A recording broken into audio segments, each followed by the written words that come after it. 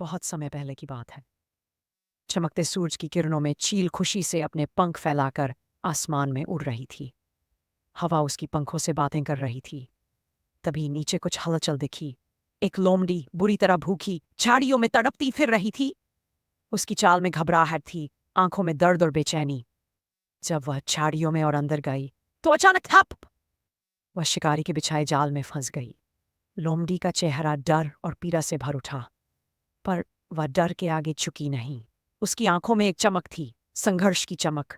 उसने खुद को छुड़ाने की भरसक कोशिश की। पसीना बहा, सांसें तेज हुई, लेकिन जाल मजबूत था। उसके नाखून मिट्टी खुरचते गए, पर आजादी दूर थी। थक हार कर वह चिल्लाई, मुझे बचाओ! कोई है क्या? उसकी आवाज में असहायता थी, उम्मीद भी थी। तभी एक बाघ पास से गुजरा। उसकी चाल में सावधानी थी, पर जैसे ही उसने देखा कि जाल में फंसी लोमड़ी है, उसका चेहरा सख्त हो गया। उसे पुरानी यादें सताने लगीं, धोखे की यादें। बाघ ने पीछे मुड़कर भी देखा और भाग गया। लोमड़ी की आवाज में अब गिड़गिड़ाहट थी, पर कोई भी उसकी मदद को नहीं आया। जंगल के सारे जानवर उसे दूर से देखते और नाक भौं सिकोड़ते गए। लोमड़ी रो पड़ी, अब मैं बदल जाऊंगी, अब कभी धोखा नहीं दूंगी। उसकी आंखों से पश्चाताप की बूंदें गिर रही थीं, लेकिन किसी का दिल नहीं पिघला। फिर धीरे से एक गिलहरी आई, नन्ही सी पर दयालु दिल वाली। लोमड़ी ने बड़ी मासूमियत से कहा, प्लीज मुझे बचा लो, मैं मर जाऊंगी। उसकी आवाज कांप रही थी। गिलहरी ने पूछा, अगर मैंने तुम्हें बचाया तो क्या तुम्हें नुकसान नहीं पहुंचाओगी?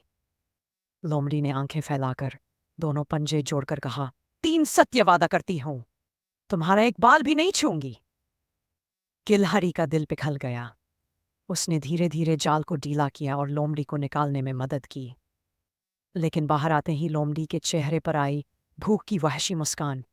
अब मुझे कुछ खाने को मिल गया। उसने गिलहरी को पकड़ लिया।